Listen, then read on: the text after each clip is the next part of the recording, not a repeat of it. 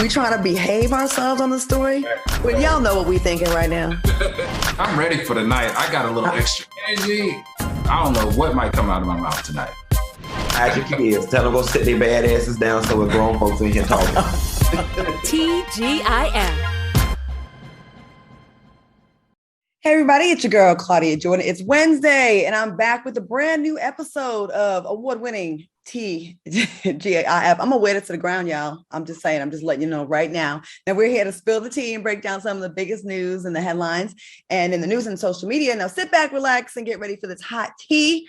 From my understanding, not all of us are drinking tonight. Some of us are trying to change our lives and be better human beings. So with that being said, let's introduce my first co-host. Talk show personality, multimedia personality, Funky Dineva. That is, I believe, dry. Are you dry? Hey, y'all. And yes, I'm trying something new. I'm trying to do something real different. Oh, we didn't get the hand. They don't complain. I'm trying to transition to beer and wine and give up some of this hard alcohol. So we're going to see how this goes. Well, we wish you well.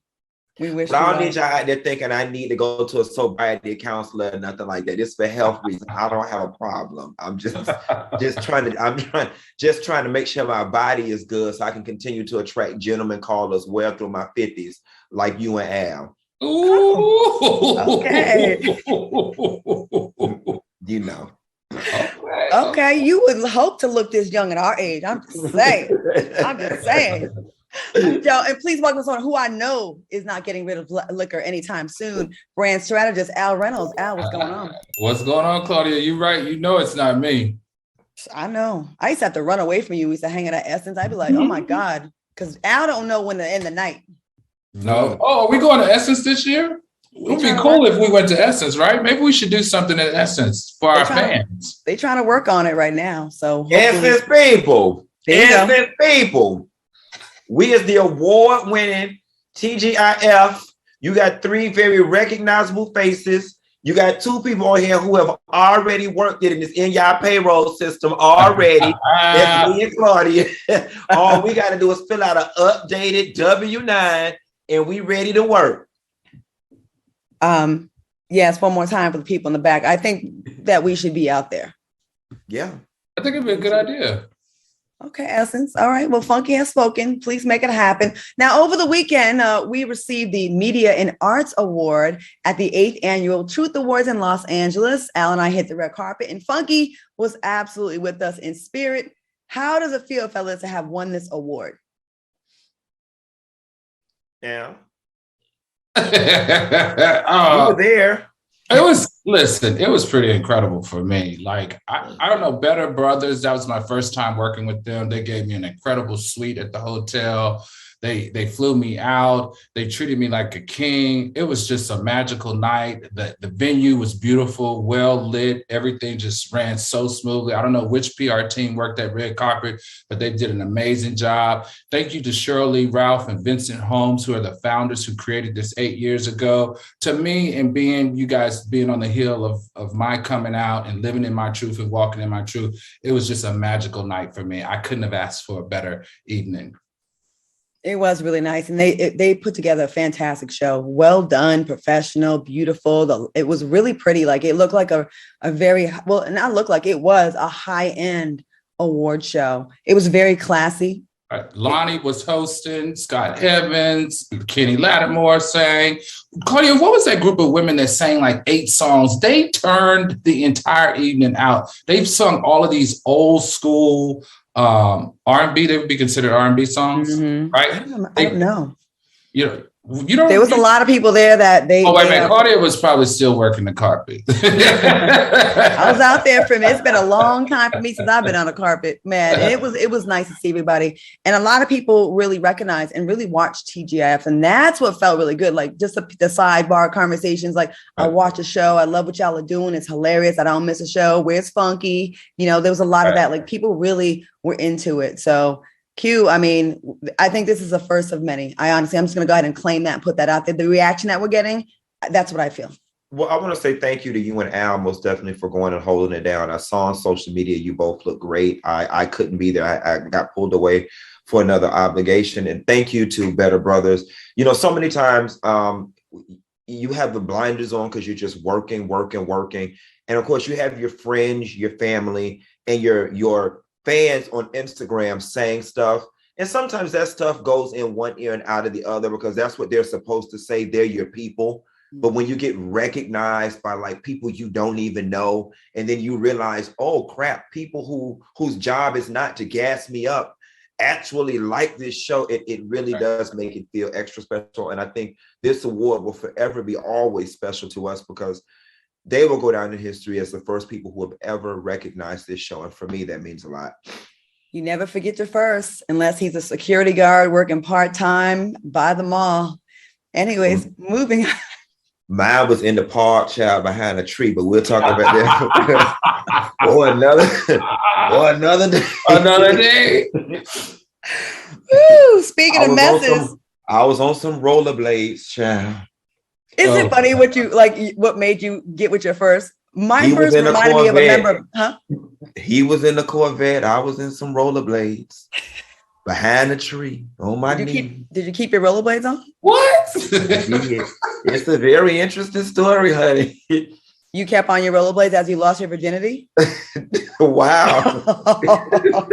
This is going left. What? Speaking of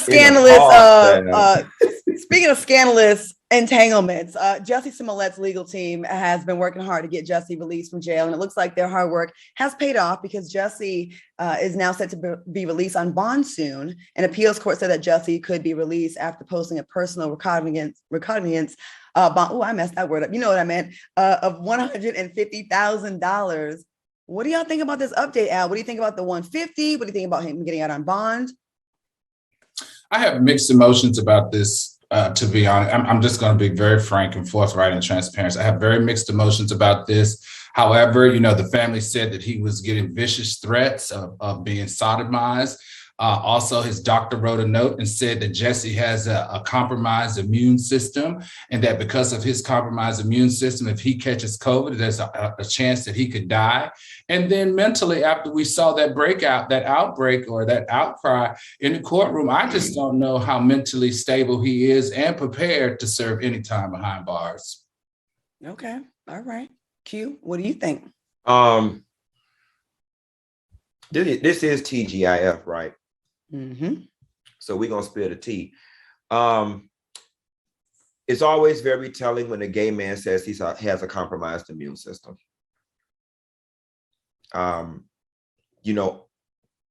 am not saying Jussie has HIV or AIDS, but oftentimes when a gay person follows up with compromised immune system, more times than not, that's part of it. So I found it interesting that Jussie would be willing to potentially spray his tea, if that is his tea, just to get out of jail.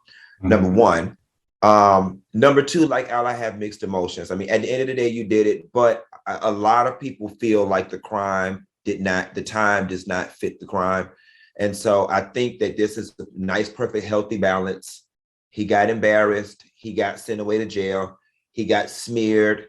Now you got to pay your little fine, do your little house arrest, wear your little ankle bracelet, and you're good to go. I think all is well in the hood. And I think for the activists out there in the free Jussie Smollett crowd, this should quiet them all up. I see the people out there making it a Black thing. And of course, we already know, we don't even have to go into it. It's a fact that there's definitely unfairness when it comes to sentencing. This is not a civil rights thing. I think he did do it. He should get something. But it is a bit extreme for considering what other people get for far worse crimes. And we know this. That's a good point you made about saying that.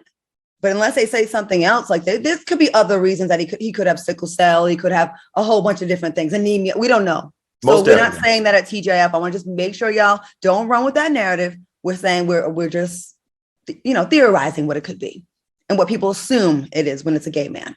Yeah. But wow, if that is, I mean, yeah, okay. I don't make the news. I just report it. That's right. Well, I'm glad he's getting out on bond, and I hope he just gets on the straight and narrow after this. You know what I mean? Like what he was at the peak and then went to rock bottom within like 3 years, which is well, he gonna need 50 Cent ass to help bring his. He gonna need 50 Cent ass to help bring his ass up out of this one. Well, 50 doing that now. Oh my God. Yeah. Hey, 50, can you talk to 50 people? 50 people. 50. Well, hold on. I don't think 50 be here for the gays. So Justin, he can Justin feature us on Justin might have to go around Tyler Perry house and find out what all the hell going on, if he got any extra roles laying around there. He could put our show on one of his power shows as like the feature TV show, right? Power. Not Tyler Perry's house. Power You go around there and see if Tyler got any of them extra roles. you know what? Tyler be writing them 5-minute movies and them 10-minute plays. He could go around there and find out if he could play Brown nephew or Cora boyfriend or something, you know. Sit up there next to Keisha Knight Pulliam and he tried to resurrect her. See if you know. Hey, note to self. Never, when you interview Keisha Knight Pulliam, do not ever refer to her as Rudy on the red carpet, because I did that once. She wore you out. She didn't appreciate. She tried. She was mad. I was like, "That's the only role I know you from." I don't. Hey, you know what's funny too, and I know Keisha from Atlanta. I know Keisha from Atlanta. People kill me though. Like, girl, don't do that. Like, I wasn't insulting her, but that's I know you wasn't, girl. That's the only thing anybody know her for. And even that, and I want my sweet little angel line, Pollyanna. Do you remember she was in Pollyanna? No, I didn't see that. I just saw Cosby Show. So I was saying Rudy's all grown up and looking beautiful, and she was. Girl. I was like, my bad. Okay, moving on. Amber from the latest season of Joseline Hernandez show, Joseline's Cabaret, alleged that she was attacked by Joseline and Ballistic. Amber claims that Joseline and Ballistic injured her ribs during the show's reunion, which he says sent her to the emergency room. Now, Joseline seemingly responded to the allegations in a series of tweets saying, "Y'all hoes, stay out my," D-O-D-I-C-K. Okay. And go, damn, it's even hard to read what she says. And go get you some money. Mind you, all you hoes, forever my hoes, you work for me until you die. In another tweet, Joseline wrote, "I ain't gonna never stop." What are your thoughts on this? Q, I gotta go to you first. Do you understand what I just read? I don't know what in the Rosetta Stone hell that was you trying to read.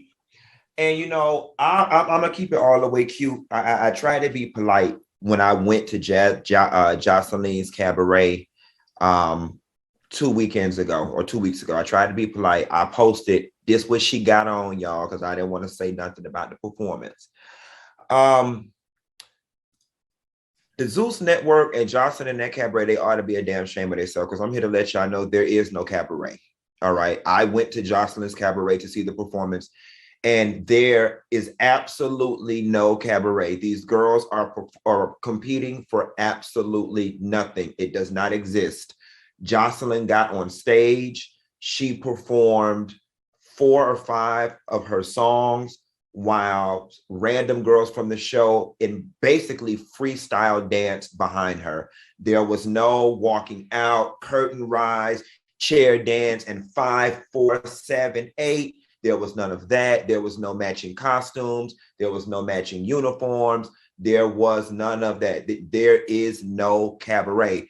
So to think that these people, even to think that this girl just got beat up post the Cabaret that I went to, makes this whole thing even more pathetic, that you got beat up in vain. Al, what do you think about the non-cabaret dancer getting beat up? Going on, you know, I thought that what the young lady did was actually very clever. She took herself to the hospital. She created a police report. She created a hospital report. She showed us, everyone that was looking, the bruises that were inflicted on her ribs. If she handles this correctly, I think Zeus Network, as well as Joseline and her husband, may have a case on their hand, depending on the paperwork that she signed and her release. There might be a case here. Unfortunately, with a lot of reality shows, you do sign off saying you can't sue your castmates because it's expected that these things happen. But again, we don't know what their contracts are. I know Zeus is a newer network. I would sue if someone bruised my ribs and a man jumped in and fought me as well. I just think the show, I wish it really was a cabaret, and I wish Joseline would do that. I think it would elevate her instead of just being a show where you get on there and you punk and disrespect these girls and it goes viral every week. And that's basically a show you shitting on women every single week and being extremely rude, and everybody saying, why ain't they fighting her back? Because I would never let no one talk to me like that. And then we get it and the girl gets injured. So, you know, the sad part about it is, and it's funny, I love the success that the black man from Zeus is getting. Mm-hmm. I hate what he's doing to get it. Right. Zeus, there's no way without saying the content is trash. Well, he's saying that, and I've asked him about this, that he is planning on having some balance, and you know, Drea's show and some others. It's some balance, but I hope it goes that other way as well. All right, y'all, we're gonna take a quick commercial break, and we'll be back with more TGIF after this. Hey guys, welcome back to TGIF. Now, 50 Cent took to Instagram to defend Monique against Tyler Perry and Oprah, who she claims blacklisted her from the industry. Now, in his post, 50 Cent asked the film industry to start casting Monique in films again. He wrote, I'm sure Oprah Winfrey and Tyler Perry would not want to continue to allow their influence to damage Monique's career. And this has gone on for far too long. Now would be a good time to apologize because I'm going to put her back on. Al, what do you think about what 50 is trying to do for Monique? I love it. I'm here for it. I love it. This is why we like 50 Cent sometimes. I think him using his platform to speak the truth is good. Now, we might not agree with how Monique and her husband do business. Some can argue either side of that fence. But one thing we can't argue is how talented that woman is, the cultural barriers that she broke down on the Parkers, as well as Moesha, the cultural barriers in the content that she created as one of the best comedians in the game. We can't ignore that. And she just is a very good actress. My only question is, why now? He could have done this long time ago. So my question, and maybe the soulmates can help us out, what is the rumbling? What's the talk? Or what's the tea? Why is 50 Cent all of a sudden, after years of seeing this debate, standing on her side now? I'm going to tell you why. Monique, about a year ago, requested to sit down on my show right here and have an interview, and it got out. And I got some phone calls after that.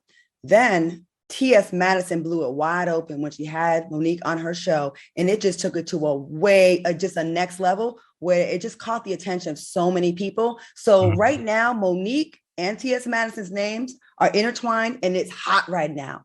And everyone's starting to see it different. They're starting to come around. Before they're like, nah, Monique, but they're starting to see a different side. And I think she's winning people over. So now I think people are seeing it as good business to do business with Monique, and 50 sees that. That's what I think. Q, what do you think? So I want to clarify one thing. Al, that lady ain't never did a single episode of Moesha. Oh, was that the wrong show? Yeah, you said the Parkers and her role on Moesha. I was like, Mo. What was the other show? And Dale played on both of them. Yvette Wilson, who passed away, she played on both. But nevertheless, she was Moesha adjacent.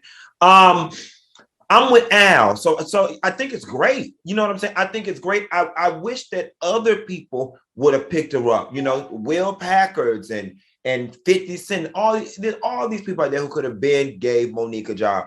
You know, the only thing about it is I'm glad she's getting back to work, but I definitely question 50 Cent's motives, right? Like 50 don't have no history of just doing something from the goodness of his heart. You know what I'm saying? Right. 50 is a genius when it comes to what I call beef marketing or chaos marketing. You know what I'm saying? He gets all in the middle of stuff and cracks jokes.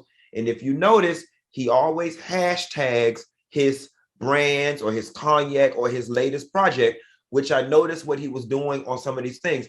But I also think to 50's credit and Monique's benefit, it's a good marriage. Some roles and stuff that 50 Cent is creating on these various powers and stuff, they don't require, you know, a Meryl Streep, Viola Davis skill of acting. Therefore, 50 Cent can promise that he would give Monique a type of role. And I could definitely see Monique being in one of those like Monet, Mary J. Blige roles that 50 Cent has created for Mary on one of those shows. So despite his motives, it's a win-win for everybody. And I like it. I think it does help everybody across the board, even Tyler Perry and Oprah. It shows that she's actually really not blacklisted. They may not have apologized publicly like she wanted to, but it shows that there are still out there. There's still people out there willing to work with her.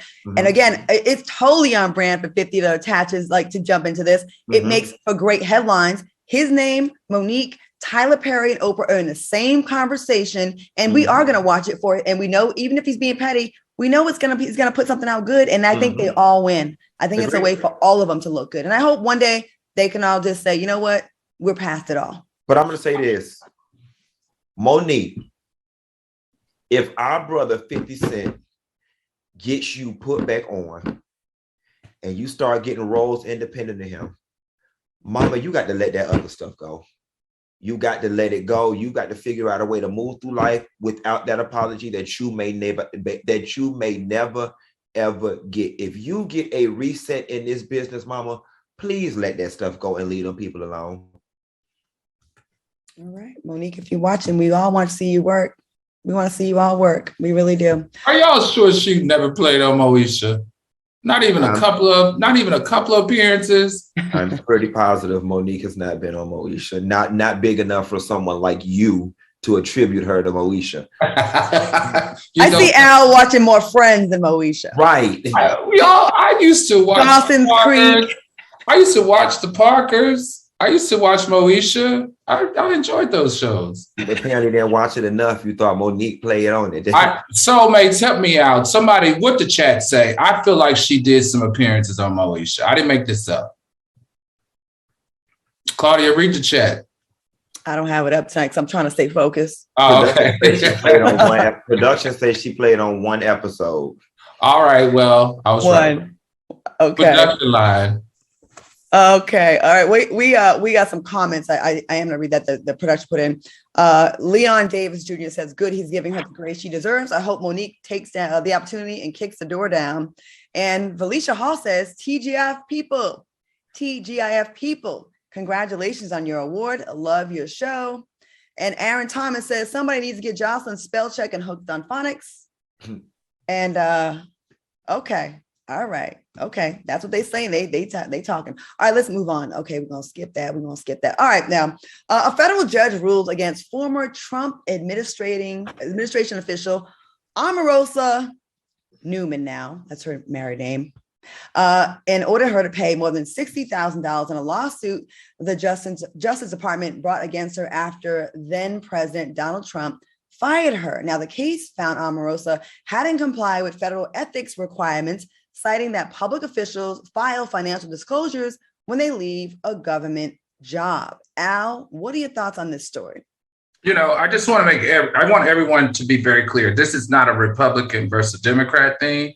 This is not a black versus a white thing. This is, you held a government job in the White House, and as you exit, you're supposed to fill out particular forms disclosing your financial situation. Not only did she not do it, but she hasn't done it to date, which makes her in violation. So even though the fine was only $50,000, her interest and penalty has upped it to $60,000. But let me tell you something. Something we know about Omarosa is she's going to take this bad and she's going to turn it into an opportunity to be on somebody's show. I can promise you Omarosa is going to take this opportunity of something that she was supposed to do, that she didn't do, and make it an opportunity to make money, whether it's another book, whether she go back on Big Brother or something like that. I can promise you this woman is going to turn this around.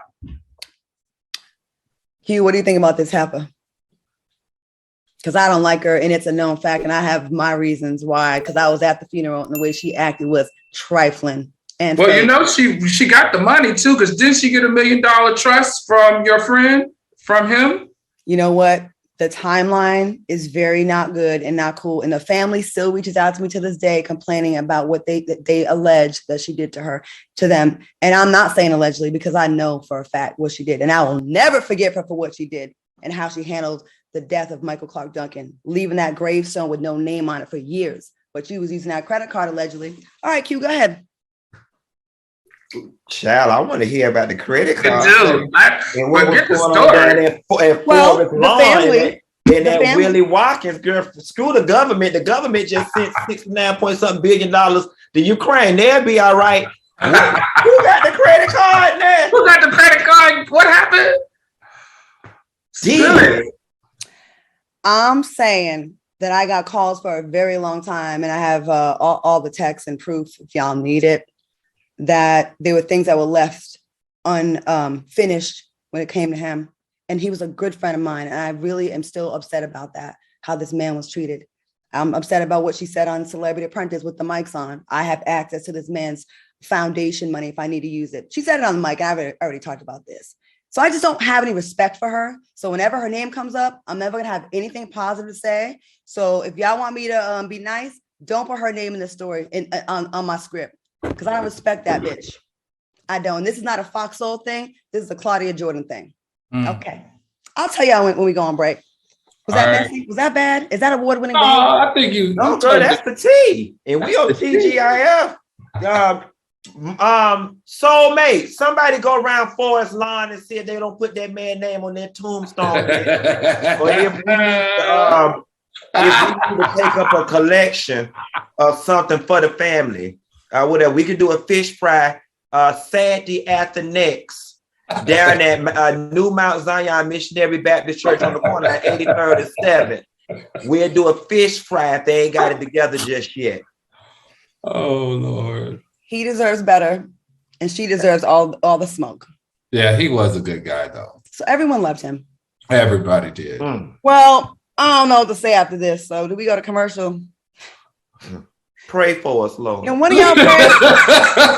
We got on board. Hope we don't get sued. No, I said, listen, I don't lie. Q, you want to take us to commercial with a prayer? Lord, help this woman. Welcome back to TGIF, award-winning TGIF, where you come for the tea, you get all that and more. All right, y'all. Do y'all struggle between wanting to eat healthier but dreading the process of cooking? Well, whether you're looking for carb-conscious, gluten-free, plant-based, or calorie-conscious options, Green Chef has flavorful, good-for-you recipes that are sure to satisfy you. Now, Green Chef makes cooking easy so you can spend less time stressing and more time enjoying delicious home-cooked meals. Green Chef offers 35 nutritious and flavorful options to choose from every week, featuring premium, clean ingredients that are seasonally sourced for peak freshness. Now, enjoy your greens while being green. Green Chef is the most substantial meal kit, offsetting 100% of their plastic packaging in every box and 100% of their carbon footprint and emissions. Now, Green Chef's pre-portioned ingredients mean you'll actually reduce your food waste by at least 25%. Now, to get your hands on the #1 meal kit for eating well, go to greenleaf.com/TGIF. That's greenleaf.com/TGIF 130 and use code TGIF 130 to get $130 off plus free shipping. Mine is on the way, and I complain about my weight loss and all these problems all the time. So I'm really excited to get my Green Chef package. So check them out and let us know what you think. We're going to take a quick commercial break and back to the tea when we come back right after this. Welcome back to TGIF, y'all. All right, getting back to the tea. It's official. Ty Young and Mimi Faust have split up. A recent viral video seemingly shows Ty Young getting close to WNBA star Dejounte Carrington. And that's when Ty posted that she's single. And despite getting engaged to Mimi 65 days ago, they're not going through with marriage. Ty Young posted this on her social media. Normally things happen in silence, but since we're here, you can't cheat when you're single. And I guess you can't have friends either. Al, Q, are y'all shocked? That girl was not your friend. That girl was somebody of romantic interest. And that's why you had that knee-jerk reaction to respond to it the way you did. Now, whether or not her and Mimi were broken up prior to that video, who's to say? Only Claudia would know, because you was her roommate for all them years. So what she done say, you around here asking us, you around here asking us what she told you. She told me that they were not broken up, that Ty had been acting funny the last couple of weeks, and then that girl was a teammate, that they had planned a trip to Jamaica, Ty, and I'm so mad at you because I was just at y'all engagement party for Mimi's birthday, I saw those pictures in Atlanta. Ty, I wasn't feeling you for Mimi when I first met you. I really wasn't. There was a spirit about, there was something about you, but I grew to care for you and the way Mimi was so happy. So I came around, and I hate when you feel a way about someone in the beginning, and then you go against that, and you go, you know what, I was wrong. And then you go around and do this so publicly after all that begging to get her back and putting a ring on her finger. And Mimi, don't give the ring back.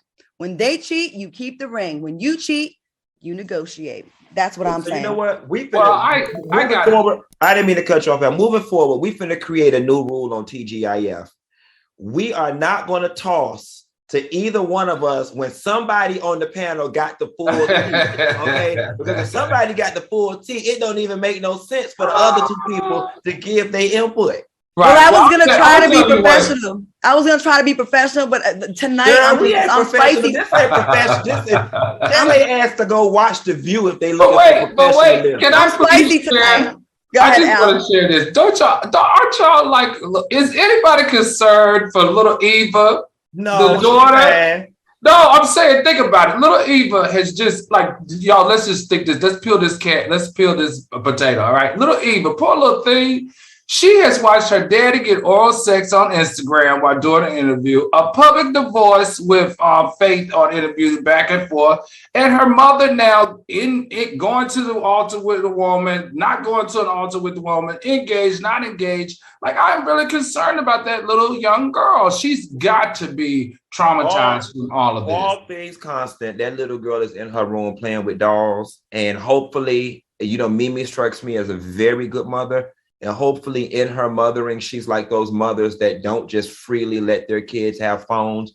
As crazy as love and hip hop has been since its inception, I am pretty sure that Mimi has mechanisms in place to shield Eva from as much of grown folks' social media business as possible. So I think Eva's probably doing just fine. It's not that. It's Eva's friends whose mamas are in the friends talking in front of the friends, and the little kids go back. White schools. She go to white schools. I will say I'm concerned for little Eva. Eva is one of the most well-adjusted kids I've ever. Mimi really goes to great lengths to protect that little girl. But I hear what you're saying, Al. Other people can like run their mouth, but she go to white people's school. Them kids don't know who her mama is.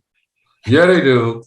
Everybody know Mimi. I'm gonna say this about Mimi. Mimi has one of the most beautiful souls of any person I've ever met. When we were roommates back 20-some years ago in LA, it was like 25, 26 years ago.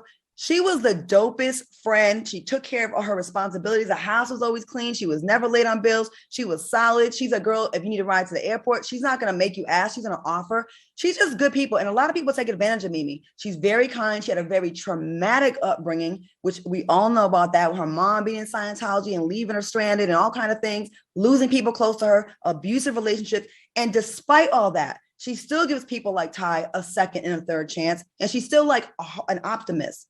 So it's sad when people take advantage of knowing that Mimi just wants a family unit. She wants some kind of stability and love. People thought it was a gimmick. She was being a lesbian for TV. She's not. She's not. Did she optimistically eat your carpet when y'all was roommates? No, she was not into girls back then. And I've never had someone eat my vagina. Wait a minute. Okay, so eat your carpet means what? Oh my God, Al. Al, you will kill any joke. Okay, fine. You have never heard carpet muncher eat your carpet? Okay. All right. I'm not going to be the one. If you don't know, you don't deserve to know. Go on ahead. Y'all will tell me on the break. Maybe, also, maybe this Mona Scott, gotta love this, though. This makes great content. I'm not trying to be funny. She ain't on the show no more. Mimi is done. Mimi is not done. On the show no more? Okay. So people saying this is a storyline. She's been done with Love and Hip Hop for a while. I think this white wine got me loopy. He said Monique is there's a lot of things. Okay, we're gonna move on. Daniel Bellamy, aka Zeke from Power Book 2 Ghosts, opened up about an uncomfortable podcast interview he had where he was asked about his sexuality. He felt that the podcast host was trying to publicly out him and pressure him into saying that he's gay. And here's his response. As many of you are aware, I was derailed in an interview that sought to gain clout off my hard work and success. Since then, I've been focused on the healing, building my team, and never putting myself back in an environment like that again. He continued with, my goal is to be the best version of myself and to touch others to believe in a better version of themselves. Also, through my journey in self-love and discipline before anything and anyone. What do you think about his response, Al? I get where it's coming from. I've been there. I've been there where even you don't even know who you are or what your sexuality is at the time and how it may affect your career. So I understood his confusion in the interview. But the thing that bothered me the most is it just seems so sad to me. Does this happen in the Caucasian community? Are we constantly attacking our why does the Black community always have to attack or speculate about a man's sexuality? Who cares who he's having sex with and when? Like, what is the fascination with the Black community and always outing a Black man? I'm just confused with this.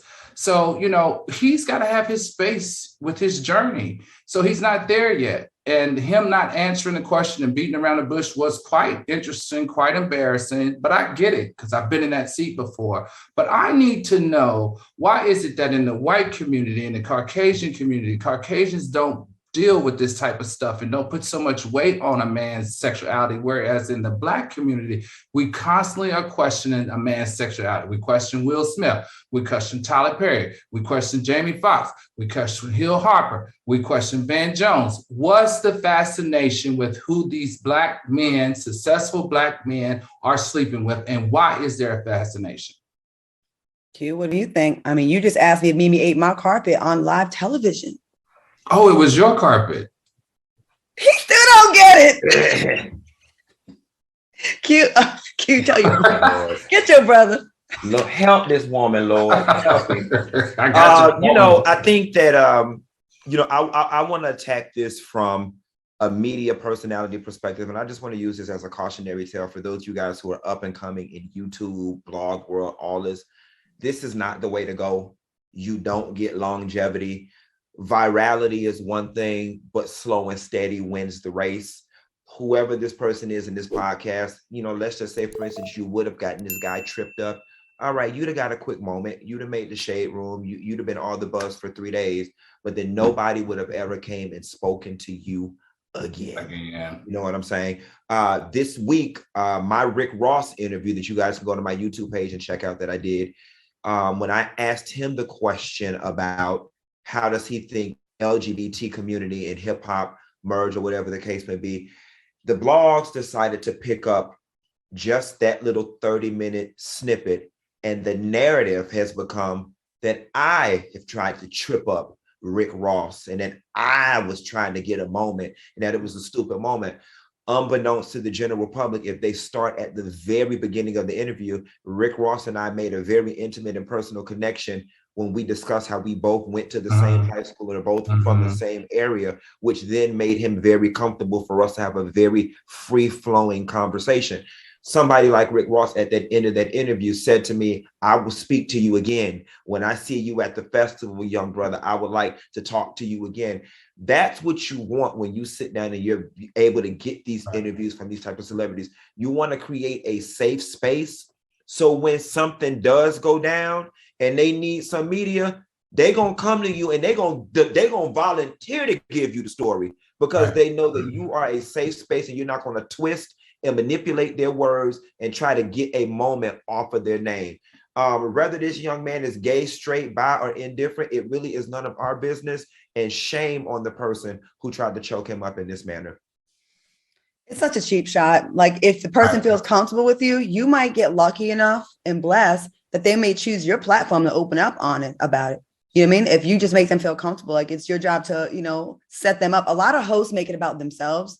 And there's been some hosts that lost their gigs because they made everything was, well, when I, and it's okay to do that sometimes. But when you make it about yourself in your moment, like, you're not going to have longevity. You're not going to have people. You're supposed to set your guests up so they're comfortable and they want to tell you stuff. The best compliment you can get at the end of an interview is what Q just said. I would talk to you again.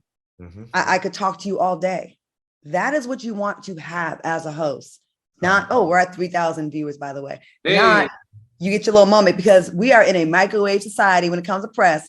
You will be hot for not even a whole media, not even a day now. It goes away so fast, good and bad. And so are we going to ignore the question about why are we so obsessed with the Black male sexuality and who they're sleeping with? I mean, I don't think we have enough time on this platform to talk about that. And the right expert. I mean, that we got to dig all into slavery and come all through the Harlem Renaissance, and right. Not tonight. Okay, but I do have to share this, everybody. I've been getting a text. So I understand now that carpet is a hairy female part, right? Yes. It's a You guys are really... Bless your heart, Al. Al, bless your heart. It's coochie. It's slang, and not to be offensive, it's slang for lesbians, carpet munchers. Oh, I thought it meant that was hairy. Okay, my bad. All right, we're gonna move on. My bad, y'all. Al, where were you born again? Leave me alone, please. What is it called? Military. My family grew up overseas. What is it? Middle Passage, Virginia? Like, did y'all have any type of cable where you could? Like, did y'all have a mall that the teenagers hung out at? Had to drive an hour or so to the mall. Well, we're going to take a quick commercial break, and we'll be right back with more of Educating Al when we return. Welcome back to TGIF. Apparently, Al Reynolds is the Jessica Simpson of TGIF. Really? The Chrissy of Three's Company. Really? Kelly Bundy. One minute y'all making me Megan McCain, now I'm freaking Chrissy and crap. Okay. He's Chrissy from Three's Company, ain't he? I'm learning. I know he was a whole white woman. I know. That's what this was. Say in the comments. They said Little House on the Prairie, Al. Time Nesson says, poor Al, bless his heart. I did watch Little House on the Prairie. That was one of my favorite shows. Stevie Ray, how is he so clueless? He's legally blonde. Hi says, who wants to munch on my carpet? Ooh, okay. Call me. Call right now. Claudia got the number. Put that up, Claudia. K Unique, y'all are hilarious. The miseducation of Al Reynolds. They're going in right now. Oh no. Okay. All right, moving on. We got to get to this story. Charlamagne. I love me some Charlamagne. Now, he insinuated that there may be a big reason why Ye is angry about Kim Kardashian dating Pete Davidson. Charlamagne said that in a heated phone exchange conversation between him and Ye allegedly said the reason he's so bothered by Pete is due to the size of his genitals. Now, everyone's been saying Pete got 10 inches. He's been nicknamed Pete the Meat. Ariana Grande made no secret of what he's working with. Al Reynolds. Yes. We got to go to you first. What do you think about it? Hey, you know what? I got to be honest with you. This is juicy to me, and I love every second of it. I feel like, we saw how Kanye responded to Trevor Noah. We saw how Kanye responded to D.L. Hughley. I want to know, why has Kanye gotten selective about who he fights back on Instagram and social media and in the media with, because he's not messing with Charlamagne the God yet. So I feel like Charlamagne might have a little bit of tea on Kanye, that Kanye ain't ready for the heat from Charlamagne. Okay. Yeah. Q, what do you think about this? Do y'all honestly see, as fragile of egos that straight men have, that one straight man said to another straight man, the reason I'm mad is because I heard his ding-a-ling was bigger than mine. Now, granted, I don't think Charlamagne has any reason to lie or whatever, but this just feels off to me. Yeah, man, and the real reason I'm mad... See, I'm about to die. See, I'm almost died. You almost choked. You choked trying to say that dumb mess. Yeah, man. The reason I'm mad is because his thing bigger than mine. Like, that just don't even feel right. So you're saying that's something a straight man wouldn't say to another straight man? Yeah, I just don't think straight men's egos are so doggone fragile that I don't even see a straight man in his most vulnerable of moments admitting. I don't think Q, hold on, let me help you out. I don't think that was the exact conversation that they had. I think the conversation that was had was probably that Kanye is upset that people are using that narrative as to why Kim left him, a black man who is allegedly supposed to be, known to have bigger meat than a white man. But I think that is the conversation that they had. Like he probably was like, yo, I can't stand the fact that people are trying to say that she left me for a dude that's got a bigger piece than me. Gotcha. Well, in addition to that, that whole conversation, whether it's coming from the fans or Kanye or whatever the case may be, it's just a very immature conversation. At the level in which Kim is playing at, it is not about penis size. Trust and believe. But you know, when a guy gets left though, right? They come up with it's everything but it was my attitude. It was everything but I ruined it. It's you know, she probably think he's better, got this more than me. You know, he probably rants. I could see him ranting about and just, you know, you've seen his non-punctuated rants on social media. Can you imagine what a phone call would be? Can you imagine? Hey, we have some I feel like we're not being honest right now, guys. I feel like Pete the Meat is his nickname. Do you know how humiliating that is to be like the most popular woman in the game right now got scooped by Pete the Meat, meaning his meat is doing more for her right now than anybody else's meat in the game, and especially yours, Kanye. So you didn't have enough meat to hold your wife down. I don't think so. I don't think so. I think that whole trope is intellectually lazy. I think it's cheap. I think it's low-hanging fruit. I think it's very 16-year-old high school freshman year of college. We are talking people. So why are we running with Pete the Meat then? Why are we running with the narrative? Because very simple. Because it's a cheap ass trope that's easy for people to laugh at, and it rhymes. That's why. And also people are scratching their head at this younger white man that people say, oh, he's a former drug addict. He's had mental issues. He's not as attractive. He's not as wealthy. So people got to try to wrap their brain about why she would go to him. Let me tell you something from a woman. I don't know how it goes with, you know, homosexual relationships. But we may be hype about a man that we get a new man and he has bigger meat than our last man. But honestly, we'll take a smaller one if we have more sanity and calmness and protection in the relationship. It ain't about that. Like a woman with that much to lose ain't going to be with this man just because his thing is bigger. That's a bonus. That's icing on the cake. But she's not going to be with him. She had to be so sick of Kanye's stuff because Kanye came with a lot of perks to leave that. I think that's just icing on the cake. And we're using that. You know, that's us being immature. Kim ain't never said nothing about it. That's us. And think about it. The minute a girl breaks up with a dude, what's the first thing she say? With your little dick self. You know what I'm saying? And the first thing a dude say when he mad with a girl, you was a hoe anyway. I mean, it's a cheap shot. Yeah. Listen, Kanye had enough to put 4 babies in her. No, remember they only made one regularly, like one, right? The other 2 were like surrogates, right? Yeah, she definitely is surrogate. Yeah, sorry, Q. Oh, you are sorry, woman. You don't even want to sit up and have your own damn kids. No, after the second one, they said her life could be at risk if she has a condition that she could die in childbirth. It's called perfect body condition. And she had a real condition. Y'all remember her ankles were all swollen? All right, y'all. So was everybody else, mama, who pushed the watermelon out of her cooch. Preeclampsia. She had something else. She really did. I promise y'all she did. Hey, we got some breaking news, y'all. Okay, breaking news. A spokesperson for Meta spoke with TMZ and said that Kanye has been suspended from posting on Instagram for 24 hours due to violating Instagram's policies on hate speech, harassment, and bullying. What y'all think about that? Spokesperson for Meta, and in the words of Boosie, Mark Zuckerberg, y'all full of shit. All right. Donald Trump said his big, wide mustard bottle shaped ass on y'all's very internet and incited a whole insurrection and all types of hate and spewed all type of venom for a whole doggone year. And y'all did nothing. And he ran here bothering Pete. And now all of a sudden it spikes the sensitivity laws down in the standards and practices offices. Miss me with the BS and the agendas. Kanye West ain't did a 10th worse of what Donald Trump did. I'm gonna tell you, Jeff Bezos made a phone call to his good friend over there at Meta and said, we need to put a stop to this ridiculousness. And that's exactly how it got clipped. But I will say this, Kanye did say something different. I mean, Trump, of course, I get what you're saying.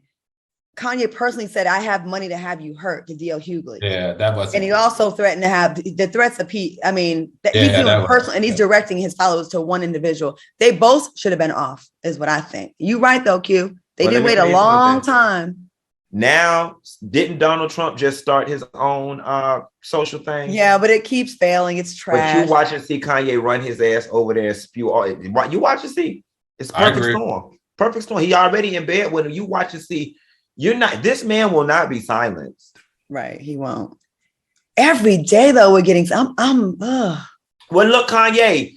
If you're looking for a voice and an outlet, I just interviewed Rick Ross. You email me at funky.neva@funky.neva.com, and I will gladly make you feel comfortable. We could discuss Pete meat.